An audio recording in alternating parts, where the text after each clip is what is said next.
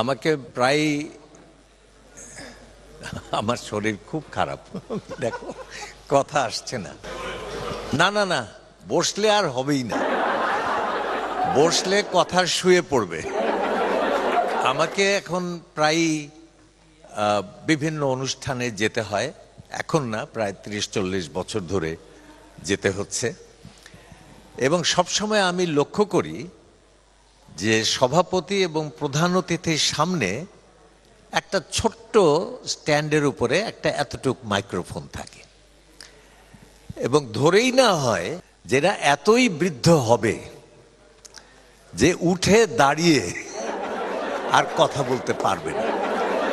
তা আমি সব সময় সব অনুষ্ঠানে যে বলি যে ভাই, এটা প্রথমে সামনের থেকে সরাও, কারণ এটা আমাদের প্রতি একটা ইনসাল্ট মতো। কেমন সবাই বলবো ওখানে, যে আমরা বলবো বসে বসে তোমাদের সঙ্গে দ্বিতীয়বার দেখা হলো, এটা খুবই একটা আনন্দের মুহূর্ত। হ্যাঁ, ভবিষ্যতে নাকি আরো হতে থাকবে, আরো হোক, সবই হোক, কিন্তু আমাকে ডিস্টার্ব করো। এরা দেখি কয়েকদিন পরে পরে দল বেঁধে ঢোকে আমার ঘরে। কালকে আমি লিফট দিয়ে উঠেছি, ওপাশে শুনলাম যে কিছু ছেলে চেঁচামেচি করছে। তা আমার ধারণা যে আমাদের কেন্দ্রের ছোট ছোট ছেলেপেলেরা হয়তো হইচই করছে ইত্যাদি ইত্যাদি। কিছুক্ষণ আমি পরেই দেখি আমার পিছনে দ্রুতগামী পায়ের শব্দ আমার দিকে আসছে। তাকিয়ে দেখি কিছু বৃদ্ধ লাফাচ্ছে।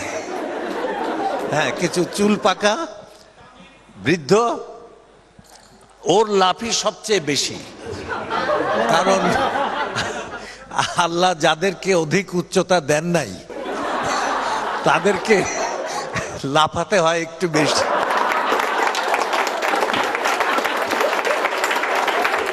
আমি খুব ঠেকে ঠেকে কথা বলবো, কারণ উত্তাপ নাই। এইসব সুন্দরীরা থাকার পরেও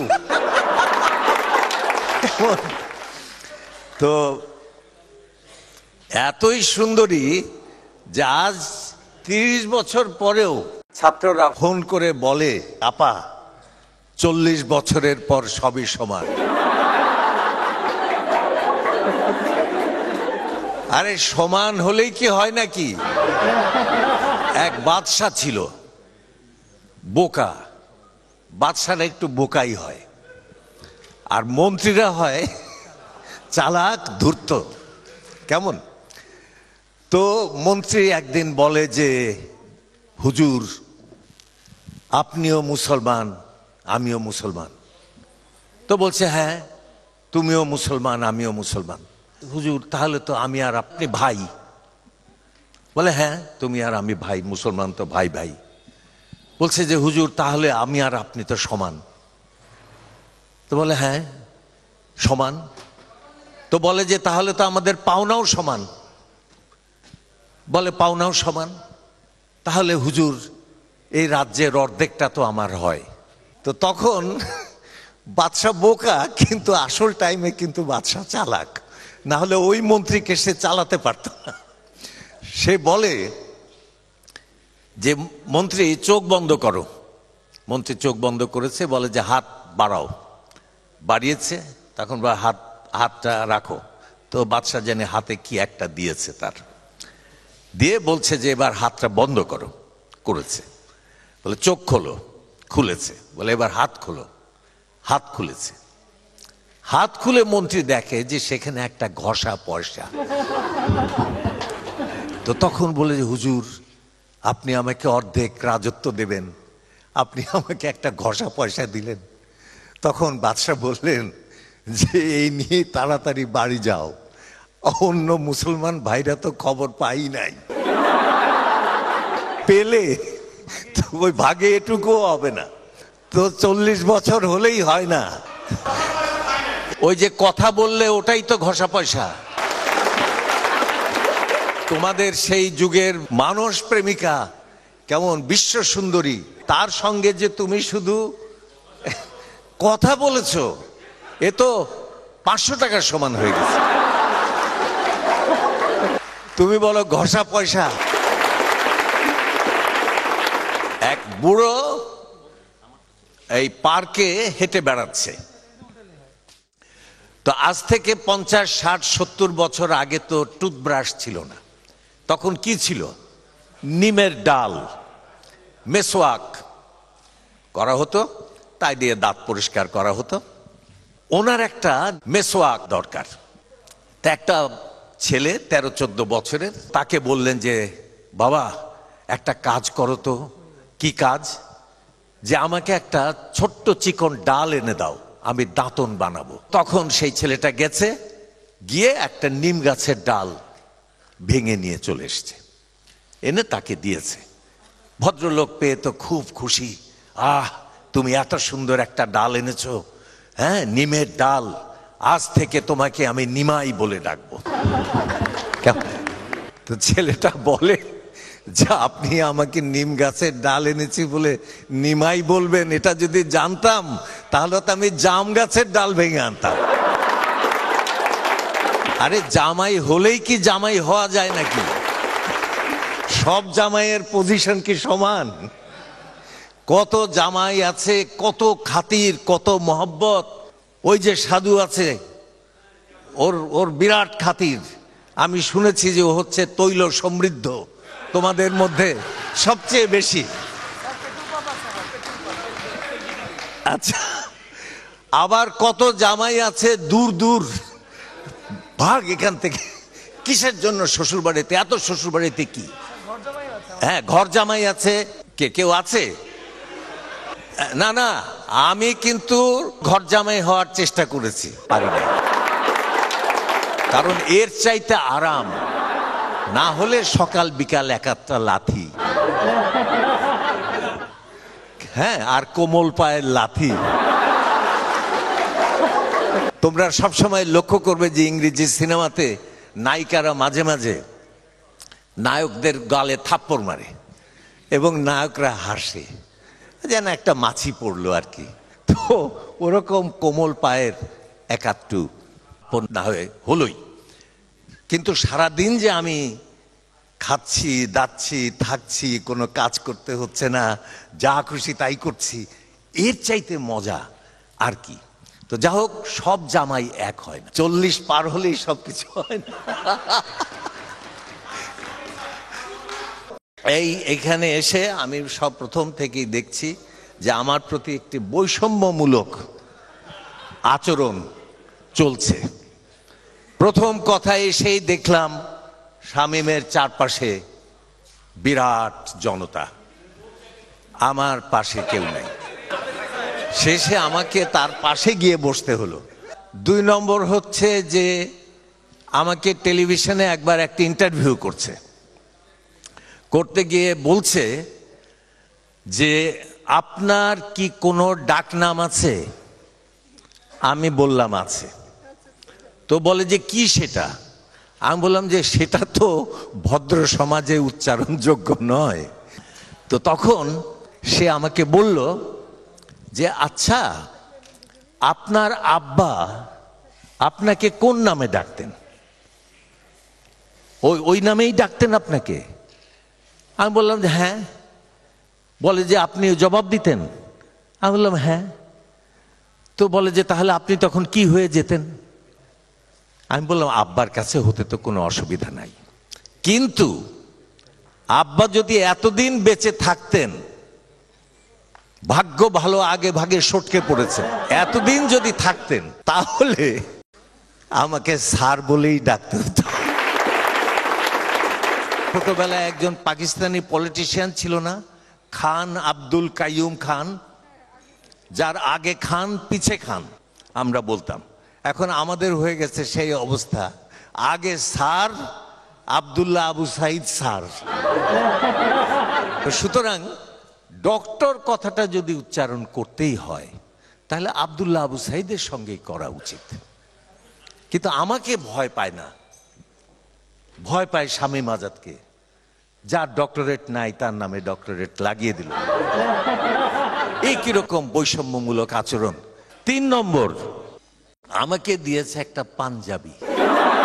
না, কথা হচ্ছে যে ও আবার বলে যে স্যার এ কি বললেন, আমাদের বয়সে আমরা তো পাগল হয়ে গেছি। হ্যাঁ, একবার জ্যোতি বসুকে জিজ্ঞেস করা হয়েছিল যে আপনি কি ভারতের প্রধানমন্ত্রী হতে চান, তার একটা চান্স এসেছিল। তো উনি বললেন যে বুড়ো হয়েছি কিন্তু পাগল এখনো। তো আমরা বুড়ো হয়েছি, পাগলও হয়েছি, সুতরাং আমরা যে কোনো কথা বলতে পারি, তোমরা সরে যাবে। যখন বুঝবে যে সুবিধার না, 40 বছর পার হয়ে গেছে, তখন সরে যাবে এখান থেকে। তো এখন আমাকে দিল একটা পাঞ্জাবি, আর ওকে দিল একটা জামদানি। তো এটা একটা অন্যায় হলো না? জামদানিটা আমাকে দিলে বাড়িতে জনপ্রিয়তা কিছু বাড়াতে পারতাম। আমি পাঞ্জাবি দিয়ে কি করব? আমার 200 পাঞ্জাবি আছে, মানুষ তো আমাকে একটা পাঞ্জাবি মনে করে, এবং সবার ধারণা যে আমি জন্মেছিলাম ওইরকম একটা পাজামা পাঞ্জাবি পরে। জামদানি শাড়ি তো আমার গিন্নিকে খুব কমই দেয়, তার কম আছে, সেটা যদি আমি নিয়ে যেতে পারতাম, শামীম যাওয়ার সময় তুমি আমার বাসা হয়ে যেতে। শোনো, পরীক্ষা দিতে ভয় পায় 2 ধরনের লোক। একটা হচ্ছে খারাপ ছাত্র, তো ভয় পাবেই, সারা বছর কিছু করে নাই, ও পরীক্ষা কি করে দেয়, কারণ ওর পরীক্ষা মানে ফেল, এবং ওইটা নিয়ে বাড়ি ফেরা তার পক্ষে সম্ভব না, সুতরাং সে প্রাণপণে চেষ্টা করে যাতে পরীক্ষাটা না হয়। আরেক ধরনের লোক আছে যারা পরীক্ষা বন্ধ করার চেষ্টা করে। কারা? যারা ফার্স্ট। কারণ যদি পরীক্ষাতে সেকেন্ড হয়ে যায়, কারণ আমি এটা চিন্তা করতাম যে ঢাকা কলেজের ছেলেরা কেন পরীক্ষা বন্ধ করার জন্য এত চেষ্টা করে, কারণ এই পরীক্ষাতে তো ওর কোনো কিছু যায় আসে না, তারা কেন চেষ্টা করে। পরে দেখলাম যে খারাপ ছাত্ররাই শুধু চেষ্টা করে না, ভালো ছাত্ররা চেষ্টা করে, এবং ভালো ছাত্ররা চেষ্টা করে এই জন্য যে সেকেন্ড যাতে না হতে হয়। 1 কাপ চা খেলে আমার 1 রাত ঘুম হয় না, 1 কাপ কফি খেলে 2 রাত ঘুম হয় না। আমি কেন রবীন্দ্রনাথ হতে পারি নাই সেটা আমি বের করে ফেলেছি। রবীন্দ্রনাথ ঘুমাতেন 3 ঘন্টা সারা জীবন, আমি ঘুমাই 8 ঘন্টা। 3 ঘন্টা ঘুমাতেন মানে উনি 8 বছর ঘুমিয়েছেন 80 বছরের মধ্যে। আমারও 80 বছরের কাছাকাছি হতে যাচ্ছে। আমি ঘুমিয়েছি 20 বছর, এই তো 12 বছর শেষ। 12 বছর লিখলে তো গুরুদেবের সমান হয়ে যায়, তাই না? তারপরে এই যে বক্তৃতা করেছি, বক্তৃতা মানে তো শুধু বক্তৃতার সময়টা না, বক্তৃতা দিতে যেতে হবে তার একটা মানসিক প্রস্তুতি আছে, কি বলবো তার একটা মানসিক প্রস্তুতি আছে, যদিও আজকে কোনো মানসিক প্রস্তুতি আমি নেওয়ার মতো আমার শারীরিক অবস্থাই নেই। তারপরে বাংলাদেশের ঢাকা শহরে সেই মিলনায়তনে যাওয়া কতক্ষণ লাগে? 1 ঘন্টা থেকে 1.5 ঘন্টা। তারপরে ওখানে গিয়ে, মানে দেরি করা যাবে না, আবার কিন্তু টাইমলি যেতে হবে, কারণ প্রধান অতিথি, না হলে ঘোষণা শুরু হবে যে প্রধান অতিথি আসতে একটু দেরি করছেন, আপনারা উত্তেজিত হবেন না, আপনারা সবাই একটু বসে থাকুন। এই অপমান সহ্য করতে পারি না বলে টাইমলি যাই, যে দেখি যে প্রোগ্রাম আরম্ভ হতে এখন 1 ঘন্টা বাকি। তারপরে কোনো রকমের প্রোগ্রাম আরম্ভ হয় এবং প্রধান অতিথিকে শেষে বলতে হবে, সুতরাং বসে থাকতে হয়, এবং কি বক্তৃতা যে শুনতে হয়, এবং 3 ঘন্টা বক্তৃতা। তারপরে আমি 15 মিনিট কথা বলছি, তারপরে আমি আবার 1.5 ঘন্টা, সব মিলে কত টাইম গেল? মানে এক বেলা, হাজার হাজার বক্তৃতা, মানে আমার হাজার হাজার বেলা গেছে। এইটা থাকলেও আমি রবীন্দ্রনাথের সমান হতো। মাঝখানে বিশ্ব সাহিত্য কেন্দ্রের অবস্থা খুব খারাপ হয়ে গেল। খারাপ মানে আর কোনো কিছু হচ্ছে না, উত্থান নাই। তখন আমি কিছু লিখতে বসলাম। লিখতে বসে আমি 10 বছরে 30টা বই লিখতাম। তা আমি যদি 10 বছরে 30টা বই লিখে থাকি মাত্র 4 ঘন্টা করে ব্যবহার করে, তাহলে পরে আর 10 বছর লিখলেই তো গুরুদেব বিপদে পড়ে গেছিলেন। এখন আর সময় নাই। কিন্তু একটা জিনিস আছে, সেই জিনিসটা তোমাদের বলি, কারণ জীবন কখনো শেষ হয় না মানুষের। আমার একদিন মনে হলো কয়েকদিন আগে, সবাই আসে, একটু আসেন, একটু বক্তৃতা করেন, এই করেন তা করেন। আমি সব তরুণ দেখলেই আমি তাদেরকে বলি যে দেখো, তোমাদের সামনে তো এখনো 50 বছর, আমার সামনে তো 2 বছর। সুতরাং তোমার সময়ের চাইতে আমার সময়ের মূল্য কত গুণ? 25 গুণ। সুতরাং আমার এই ইম্পর্টেন্ট সময়কে তোমরা নষ্ট করো না। এর কারণ হচ্ছে যে আমি আর হয়তো 3 বছর বাঁচবো, 4 বছর বাঁচবো, বা 5 বছর বাঁচবো, অথবা 10 বছরই বাঁচবো, কিন্তু আমার ক্রিয়েটিভ ব্রেন হয়তো 2 বছরের, হয়তো 3 বছরের। আমি ভাবলাম যে হায় রে, মাত্র 3টা বছর। পরে মনে হলো যে না, 3 বছর অনেক বড়। কারণ একটা ফড়িং, একটা প্রজাপতি কয়দিন বাঁচে? 3 বছর বাঁচে? বাঁচে না। কিন্তু এই 3 বছরের মধ্যেই বা 2 বছরের মধ্যেই সে তো একটা জীবন চক্র শেষ করে। প্রজাপতি তার অপূর্ব সৌন্দর্য দিয়ে পৃথিবীকে ঝলসে দিয়ে আবার চলে যায়, তার জীবনের একটা সাকসেস তো হয়। তা আমিও যদি আমার সামনের 3টা বছরকে, 2টো বছরকে আমি যদি পূর্ণ করতে পারি, আমি যদি মূল্য দিতে পারি, তাহলে এটাও তো আমার জন্য একটা জীবন চক্রকে। সুতরাং আমি ধরে নিচ্ছি আমার জীবনের আগে কেউ নেই। আমার জীবন মাত্র 3 বছরের বা 2 বছরের। সুতরাং তো এখন কথা শেষ করি। তোমাদের অনেকক্ষণ ধরে উৎপীড়ন, তোমাদের ভালো লাগছে এটা যে তোমরা বলবে, আমি জানতাম। আমি যখনই বলেছি বন্ধ করি, মতলব নিয়েই বলেছি যে সঙ্গে সঙ্গে তোমরা বলবে না না না স্যার, আরো বলেন, আরো বলেন। আচ্ছা, তা এখন একটা কথা বলি, একটু দেশের কথা। হ্যাঁ, তোমরা প্রায় সবাই প্রফেশনাল, তাই না? দেশে কিংবা বিদেশে। হ্যাঁ, তৈল সমৃদ্ধের অবশ্যই ঠিক প্রফেশনাল না, এরা হলো ওই যে বাদশা, ওরা হচ্ছে সেই এই যে আরেক তৈল না, ও সয়াবিন সমৃদ্ধ। মানে যেসব বাংলাদেশি শ্রমিকরা বিদেশে থাকে, তারা আমাদের দেশে রেমিটেন্স করে, টাকা পাঠায়। তাদের কষ্টে, শ্রমে, ঘামে, রক্তে সেই উপার্জন করা টাকা পাঠায়। সেই টাকা দিয়ে আমাদের $22 বিলিয়ন আমাদের জমেছে। এর ফলে আমাদের দেশের শিরদাঁড়া কিছুটা শক্ত অবস্থায় আছে। কিন্তু আমাদের যারা প্রফেশনালরা বাইরে আছে, তারা কি পাঠায়? কয়জন পাঠায়? আমি তো মনে করি একজন শ্রমিকের ঋণ এই দেশের কাছে যতটা, একজন প্রফেশনালের ঋণ তার চেয়ে বেশি না কম? অনেক বেশি, অনেক বেশি ঋণ। তারা এই দেশ থেকে সব নিয়েছে। গরিব মানুষের রক্ত, যে গরিব মানুষের ছেলেটা কোনোদিন কলেজে আসতে পারবে না, বিশ্ববিদ্যালয়ে আসতে পারবে না, তার সেই হাড় ভাঙা খাটনির উপার্জিত অর্থ দিয়ে সে দেশে পড়াশোনা করে এদেশ থেকে চলে গেছে। আমি চলে যাওয়াকে খারাপ বলছি না, যেখানে ভালো লাগে সেখানে যাও। কিন্তু একটা কথা হচ্ছে, এই ঋণ থাকলে তার ঋণ পরিশোধের তো একটা হৃদয় থাকা উচিত, তাই না? তোমাকে এই দেশের জন্য কিছু না কিছু করতেই হবে, কিছু না কিছু তোমার দিতেই হবে। তুমি যদি না দাও, আমি মনে করি তারও শাস্তি হওয়া উচিত। আমি গভর্নমেন্টের সঙ্গে ইতিমধ্যেই কথাবার্তা শুরু করেছি যে যারা দেশের বাইরে আছে, তাদের অন্তত 3% তাদের আর্নিংয়ের 3% বাংলাদেশে পাঠাতে হবে। এই 3% সে দিয়ে দেবে না, এই 3% হয় সে ইনভেস্ট করবে তার জন্যই, কিন্তু বাংলাদেশ ডলারটা পাবে।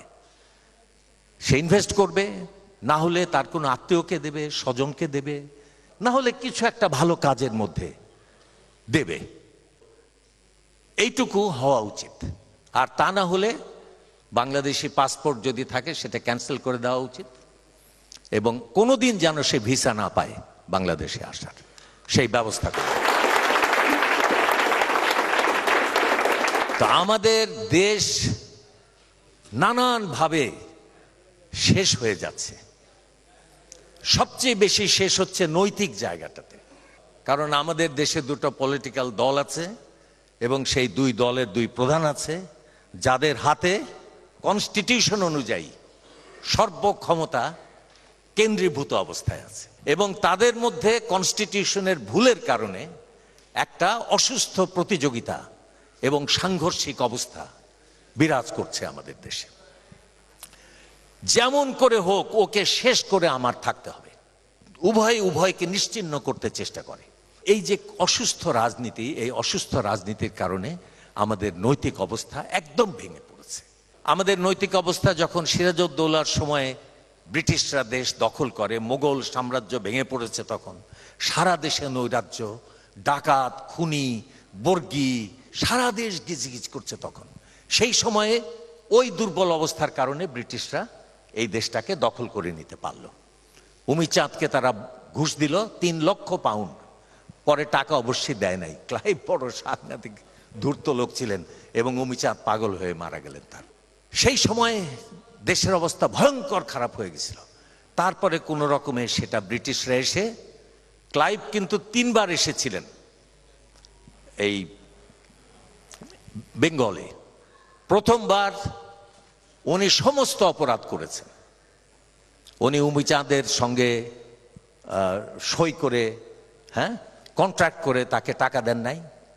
উনি ওয়াটসনের সই জাল করেছিলেন এবং যত রকম ভাবে 3 লক্ষ পাউন্ড নিজে মির্জাফরের কাছ থেকে ঘুষ নিয়ে তাকে মসনদে বসিয়েছিলেন। এবং 3 লক্ষ পাউন্ড সেকালে ইংল্যান্ডে যে কত বড় টাকা, উনি তো লর্ড হয়ে গেলেন সঙ্গে সঙ্গে। তারপরেও উনি 2 বার এসেছিলেন, কিন্তু ওই প্রথমবারই তিনি অপরাধ করেছিলেন। দ্বিতীয়বার অ্যাবসলিউটলি বললেন যে কোনো রকম ক্রাইম কোনো ব্রিটিশ অফিসারের কাছ থেকে আমি সহ্য করতে রাজি না। ব্রিটিশ অফিসাররা নজরানা নিত, ঘুষ খেত, ব্যবসা করত, উনি সব বন্ধ করে দিলেন এবং বললেন যে তোমরা শুধু চাকরির টাকা দিয়ে চলবে। তখন তার বিরুদ্ধে সেনা বিদ্রোহ হলো। তিনি 200 অফিসারকে অ্যারেস্ট করে ফেললেন। অসম্ভব ধূর্ত মানুষ ছিলেন। শেষ পর্যন্ত রফা হলো যে ব্রিটিশ অফিসাররা শুধুমাত্র একটা ব্যবসা করতে পারবে, সেটা হচ্ছে লবণের ব্যবসা। এইটা ভারতীয়রা করতে পারবে না, শুধু ব্রিটিশরা করতে পারবে। মনে আছে মহাত্মা গান্ধী একটা আন্দোলন করেছিলেন, লবণ আইন অমান্য আন্দোলন, এবং সেটা একটা বিরাট আন্দোলন। তো এখন কেন ব্রিটিশরা এতদিন টিকলো এ দেশে? আমরা যখন ছোট তখন আমাদেরকে বলা হতো যে অন্ধকার রাত্রে যদি মাঠের মধ্যে ভূতে তাড়া করে তাহলে কোনো রকমে গিয়ে ডিস্ট্রিক্ট বোর্ডের রাস্তায় উঠবি।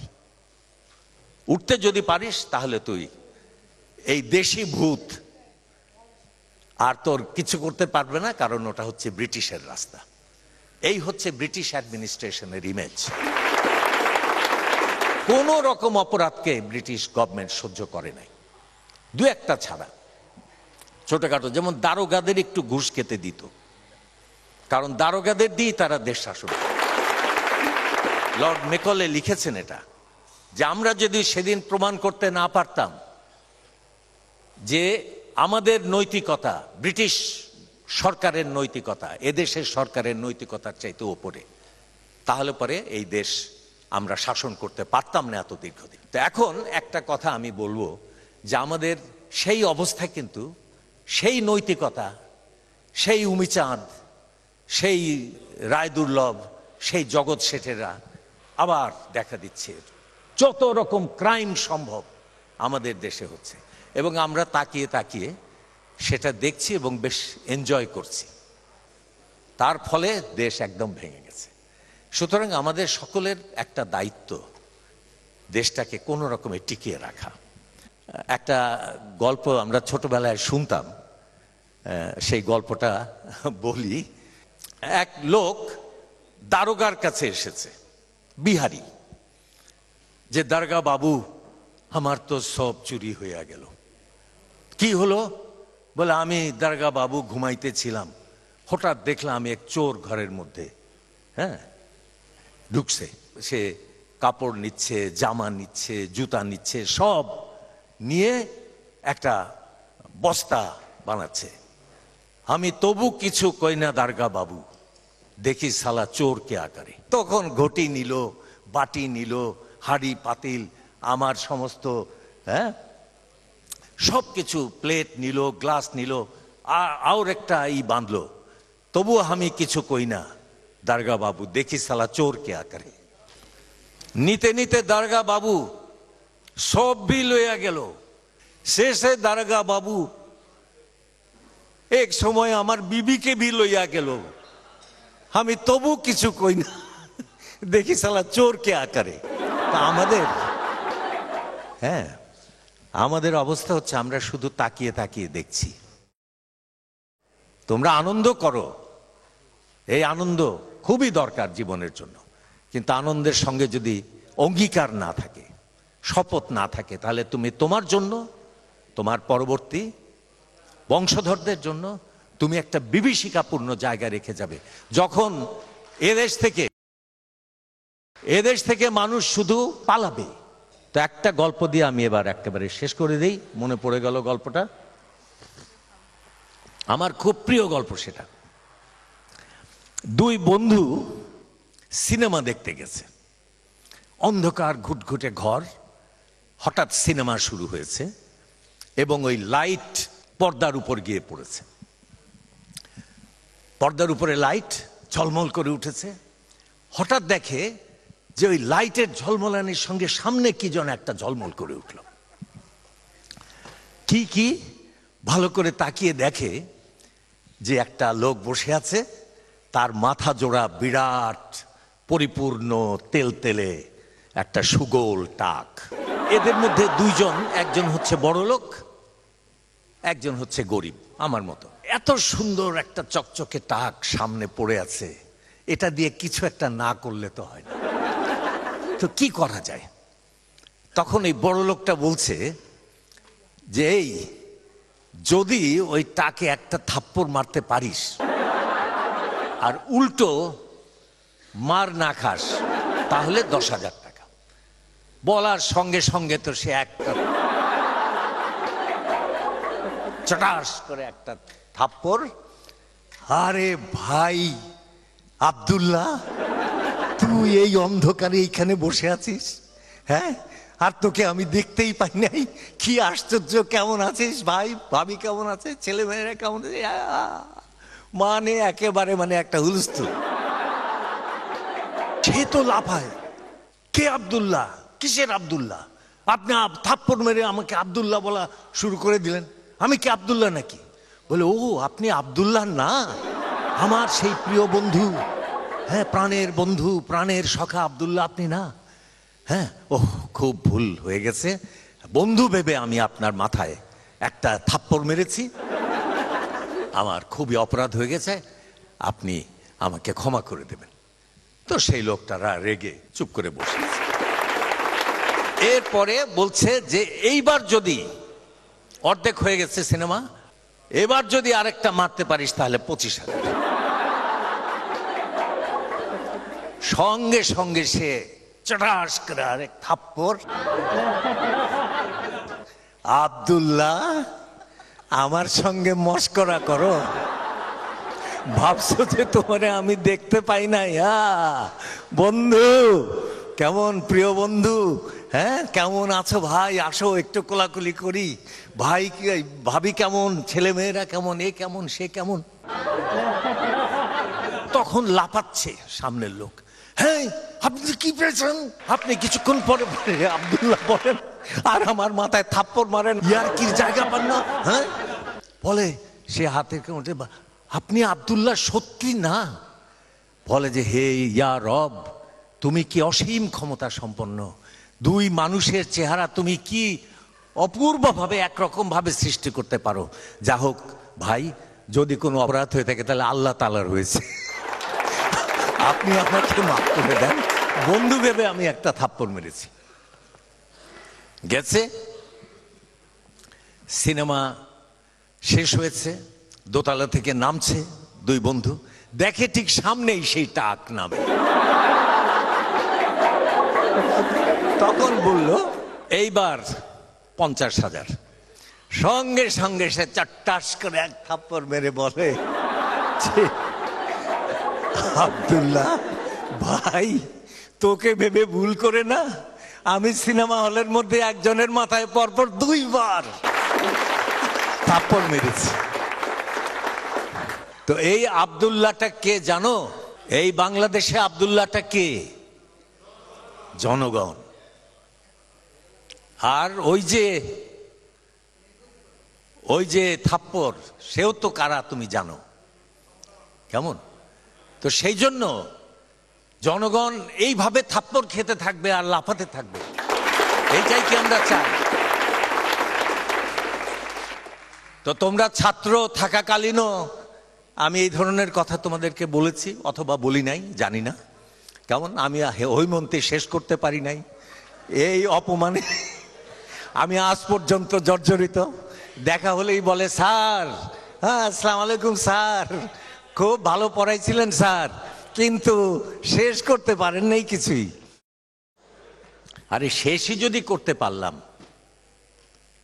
তাহলে তো শেষই হয়ে গেল, তাই না? ওই রকম এক একটা কবিতা তো একদিনেই শেষ করে দেওয়া যায়, আধা ঘন্টায় শেষ করে দেওয়া যায়। আর শেষ না করতে হলে কিছু বলতে হয়, কিছু স্বপ্ন দেখাতে হয়, কিছু কল্পনার কথা বলতে হয়, জীবনের কথা বলতে হয়, আলোর কথা বলতে হয়, আকাশের কথা বলতে হয়। সেই জন্য এটা করা হয়নি। এই কথাটা বললাম শুধু এই জন্য যে তোমরা একটু দেশের কথা ভেবো। তোমরা বুড়ো হয়ে গেছো, হ্যাঁ, বুড়ো মানে ওই বুড়ো না, মাত্র 40। তোমাদের এখন বলে কোনো লাভ খুব একটা হয় না, কারণ মানুষের হৃদয় যখন কচি থাকে, অনুভূতিময় থাকে, স্পর্শকাতর থাকে, সেই সময় যে কোনো কথা মানুষ একটা ব্লটিং পেপারের মধ্যে কালি পড়লে যেরকম শুষে নেয় না, সেরকম ভাবে শুষে নেয়। আজকে হয়তো সেটা পারা যাবে না, কিন্তু তবুও এই দেশ তোমার, এই দেশের জন্য একটা বেদনা, দায়িত্ব তোমার মধ্যে আছে। সেই দায়িত্ব যেন কিছু না কিছু আমরা দেখি, যাতে আমরা গর্ব করে বলতে পারি ঢাকা কলেজে আমরা সেই ছাত্রদের পড়িয়েছিলাম যারা এই দেশকে পরিবর্তন করেছে। কারণ তোমরা শ্রেষ্ঠ ছাত্র ছিলে, তাদের যদি কোনো বড় কন্ট্রিবিউশন না থাকে তাহলে কি হবে? তো তোমরা ভালো থাকো। আর আরেকটা কথা, এর আগের বার তোমাদের কয়েকজনের স্ত্রী বোধহয় এসেছিল, আমি তোমাদের জিজ্ঞেস করেছিলাম যে বাকিরা কি অবিবাহিত? এখন দেখছি যে অবিবাহিত তো বটেই, যারা বিবাহিত ছিল তারাও ডিভোর্স দিয়ে দিয়েছে মনে হচ্ছে। সবাই একসঙ্গে না হলে কি মজা হয়, তাই না?